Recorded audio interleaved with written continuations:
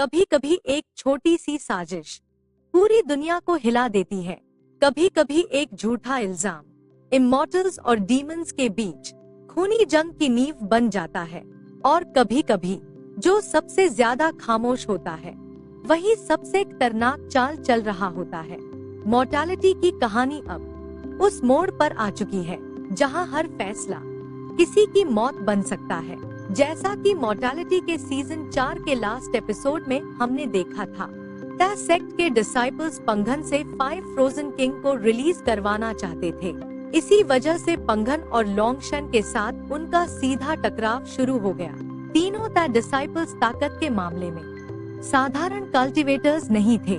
उनकी कल्टिवेशन, उनकी killing intent और उनकी एरोगेंस सब कुछ पंघन और लोंगशन पर भारी पड़ रहा था। धीरे धीरे सिचुएशन इतनी बिगड़ गई कि पंघन और लोंगशन पर उनका पूरा डोमिनेशन बन चुका था। लेकिन द सेक्ट यही नहीं रुका। उन्होंने पॉइजन का इस्तेमाल किया और उस पॉइजन का सीधा निशाना बनी लोंगशन। उसके शरीर में पॉइजन फैलते ही उसकी स्पिरिचुअल एनर्जी अनस्टेबल होने लगी। मौत बहुत करीब थी, लेकिन तभी बैटलफील्ड में एक अलग ही ऑरा महसूस होती है। ये ऑरा वायलेंट नहीं थी, लेकिन इसकी मौजूदगी ही काफी थी सबको चुप कराने के लिए। डीमन प्रिंस टियानकिंग वहां पहुंच चुका था। उसने एक नजर पंघन की तरफ देखी और बिना कुछ बोले उसे इशारा किया कि वो तुरंत वहां से निकल जाए। अगले ही पल टियानकिंग अकेले ही उन तीनों डिसाइपल्स के सामने खड़ा था। उन तीनों को इस बात का अंदाजा भी नहीं था कि वो किससे टकरा रहे हैं। अगर टियानकिंग चाहता तो वो उन तीनों को एक ही झटके में खत्म कर सकता था, लेकिन द सेक्ट से खुली दुश्मनी लेना, ये रिस्क वो नहीं लेना चाहता था। द इस दुनिया का नंबर 1 फैक्शन था और टियानकिंग जानता था कि एक गलत कदम पूरे डीमन क्लैन को मुश्किल में डाल सकता है।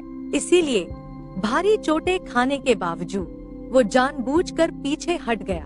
उसके जाते ही बैटलफील्ड में एक अजीब सी खामोशी छा गई। पंघन वापस लौटता है और देखता है कि तीनों डिसाइपल्स पहले से ही मौत के कगार पर खड़े हैं।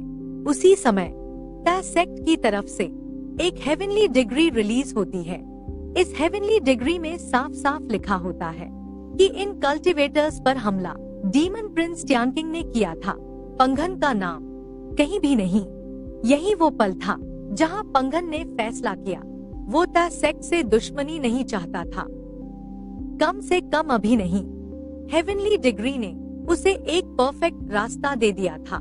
एक एक करके पंघन उन तीनों डिसाइपल्स का खामोशी से काम तमाम कर देता है।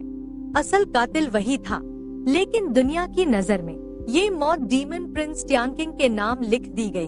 खून पंघन के हाथों से गिरा, लेकिन इल्जाम किसी और के सिर गया। यहीं से एक बहुत बड़ी गलतफहमी ने जन्म लिया।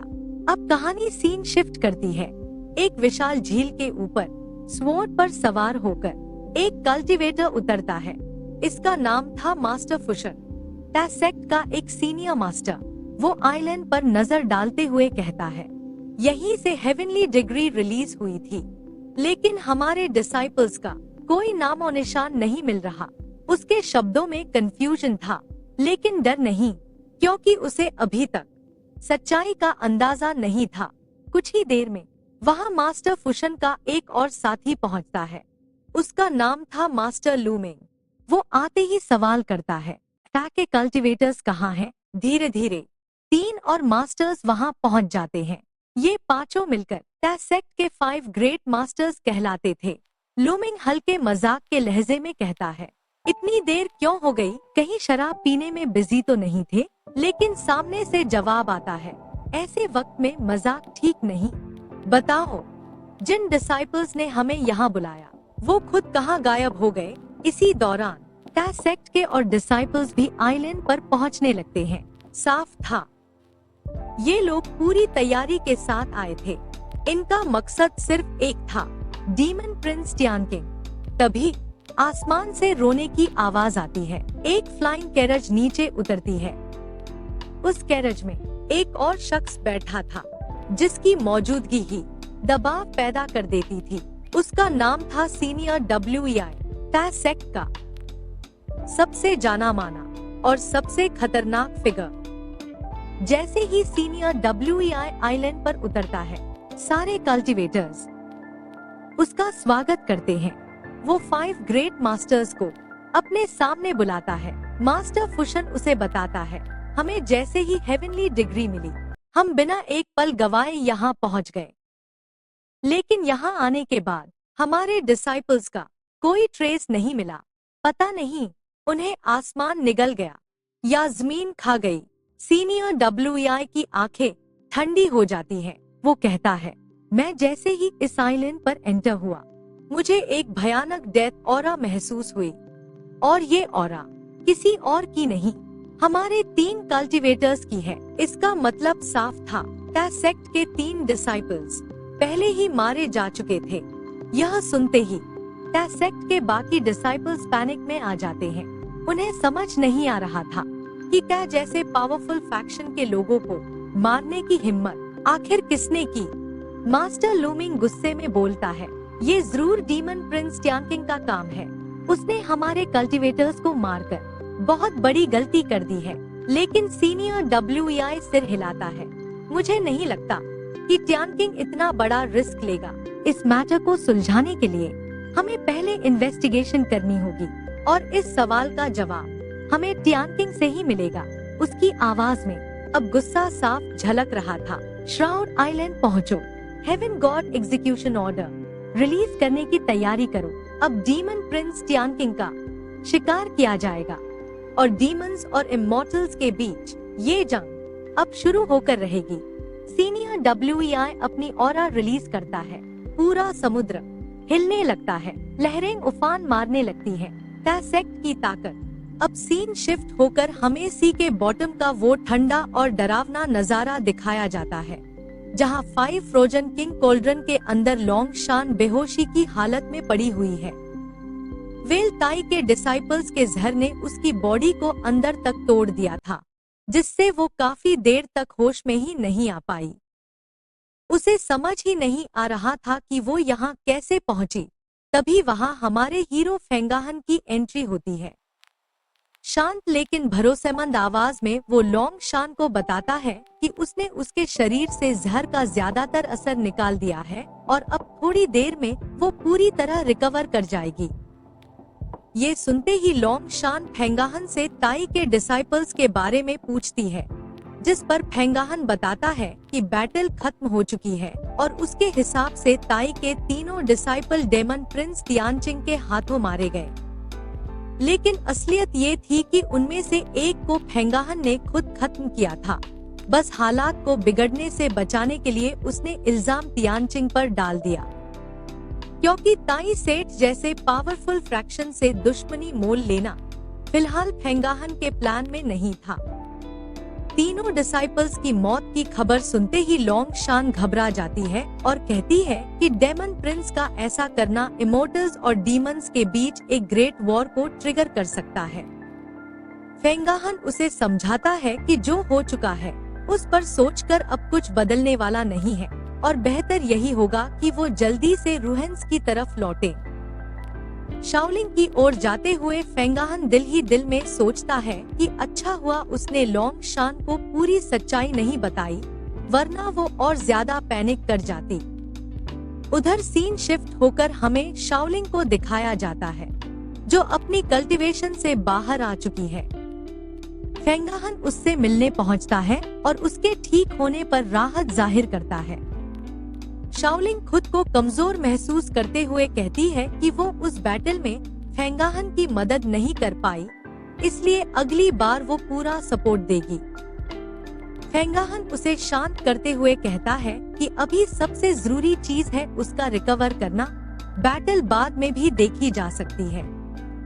इसके बाद सीन शिफ्ट होता है हुवांगचिंग ड्राइविंग की तरफ, जहां फेंगाहन ड्रैगन यान से मिलने पहुंच चुका है। वहां ताई सेठ के तीनों मरे हुए डिसाइपल्स की बॉडीज पड़ी होती हैं। ड्रैगन यान बताता है कि इन तीनों ने फेंगाहन को मारने की पूरी कोशिश की थी, लेकिन नाकाम रहे। फेंगाहन साफ शब्दों में कहता है कि वो ताई सेठ से भिड़ना नहीं चाहता था, मगर जब इन्होंने उसका रास्ता रोका तो उसे जवाब देना पड़ा। तभी उसकी नजर उन डिसाइपल्स के स्टोरेज बैग्स पर जाती है और वो फैसला करता है कि अब इन्हें चेक किया जाए। ड्रैगन यान बताता है कि इसे 1000 ट्रेजर पाउच कहते हैं, जिसमें हजारों ट्रेजर रखे जा सकते हैं और उस पर मास्टर की सील होती है। येलो स्प्रिंग वाटर की मदद से वो बड़ी आसानी से उस सील को हटा देता है और फेंगाहन के सामने पाउच खोल देता है। पहले ही ट्रेजर के रूप में एक गोल्ड निकलता है, जिससे एक रेड कलर की पिल बाहर आती है। ड्रैगन यान बताता है कि ये नेस एंड सोल पिल है, एक टॉप ग्रेड पावरफुल पिल जो फेंगाहन के कल्टीवेशन में आगे चलकर बहुत काम आने वाली है। इसके बाद फेंगाहन एक और ट्रेजर निकालता है, जिसे देखकर ड्रैगन यान बताता है कि ये ताई का हेवनली लायन ग्रेट लॉ है। तीनों डिसाइपल्स ने अपनी लाइफ एसेंस लगाकर इन हेवनली लायंस को कल्टीवेट किया था, यानी उनकी कई सालों की मेहनत अब फेंगाहन के हाथ में थी। ड्रैगन यान समझाता है कि पहले इन पर लगे स्पिरिचुअल इम्प्रिंट्स हटाने होंगे और फिर पपेट टेक्निक से इन्हें रिफाइन किया जाएगा, जिसके बाद ये तीनों फेंगाहन के अवतार बन जाएंगे, यानी उसके पास 3 एक्स्ट्रा लाइफ होंगी। ये सुनते ही फेंगाहन एक्साइटेड हो जाता है और रिफाइनिंग शुरू करने को कहता है। कुछ ही पलों में हेवनली लायंस अपने असली फॉर्म में आ जाते हैं और फेंगाहन अपनी एनर्जी से उन्हें पूरी तरह रिफाइन कर लेता है। ड्रैगन यान बताता है कि हर एक हेवनली लायन चौथे लेवल के एक्सपर्ट को भी हरा सकता है। बाद में 6 यांग होली वाटर भी मिलता है, जो भले ही ड्रैगन यान के काम का नहीं, लेकिन फेंगाहन की ड्रू एनर्जी को कंडेंस करने और ट्रेजर रिफाइन करने में मदद कर सकता है। उसी वक्त फेंगाहन वर्ड ट्री के पीस को बाहर निकालता है और उसे 6 यांग होली वाटर के साथ मर्ज कर देता है, और यहीं से आगे की कहानी एक नए मोड़ की तरफ बढ़ जाती है। वर्ड ट्री के पीस और 6 यांग होली वाटर के मर्ज होते ही माहौल अचानक बदल जाता है। वो टुकड़ा पहले हल्का सा कांपता है, फिर उसके अंदर से एक गर्म लेकिन शुद्ध यांग एनर्जी बाहर फैलने लगती है। फेंगाहन साफ महसूस कर पा रहा था कि उसकी ड्रू एनर्जी धीरे धीरे कंडेंस हो रही है, जैसे बिखरी हुई ताकत अब एक मजबूत रूप ले रही हो। ड्रैगन यान गंभीर आवाज में उसे सावधान करता है कि इस प्रोसेस को हल्के में मत लेना, क्योंकि वर्ड ट्री कोई साधारण ट्रेजर नहीं है। अगर इसे सही तरीके से पोषित किया गया तो आगे चलकर ये तुम्हारे कल्टीवेशन की नींव बन सकता है। फेंगाहन बिना एक पल गवाए ध्यान में बैठ जाता है और अपनी सारी फोकस उसी एनर्जी फ्लो पर लगा देता है। कुछ देर बाद वर्ड ट्री के पीस पर हल्की हरी रोशनी उभर आती है और उसकी सतह पहले से कहीं ज्यादा स्थिर और मजबूत लगने लगती है। ड्रैगन यान बताता है कि ये शुरुआती बदलाव है, असली असर तब दिखेगा जब फेंगाहन इसे अपने कल्टीवेशन के साथ सिंक करेगा। उसी वक्त फेंगाहन को महसूस होता है कि उसकी बॉडी के अंदर चल रही एनर्जी पहले से ज्यादा स्मूथ हो गई है, जैसे कोई रुकावट अब बाकी नहीं रही।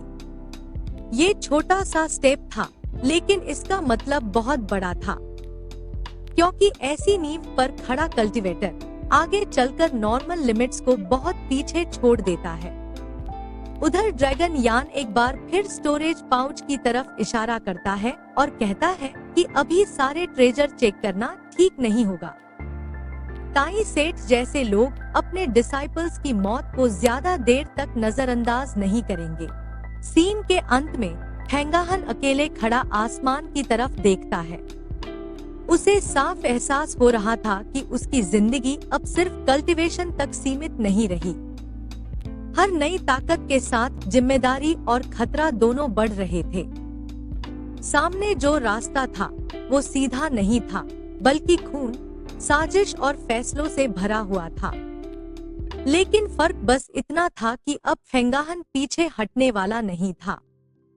अगला कदम चाहे जंग की तरफ जाए या किसी बड़ी साजिश की ओर, वो तैयार था। और यहीं पर इस स्टेप की कहानी होती है पूरी।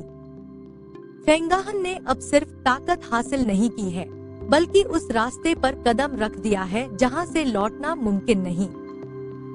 आगे क्या ताई सेठ खुद मूव करेगा? क्या ये शांति टूटकर एक बड़ी जंग में बदलेगी? और फेंगाहन इस खेल में शिकारी बनेगा या शिकार? इन सब सवालों के जवाब मिलेंगे अगले पार्ट में, जो बहुत जल्द आने वाला है। अगर आपको ये सिनेमैटिक एक्सप्लेनर पसंद आया हो तो सब्सक्राइब करना मत भूलना, क्योंकि आगे की कहानी अब और भी खतरनाक होने वाली है।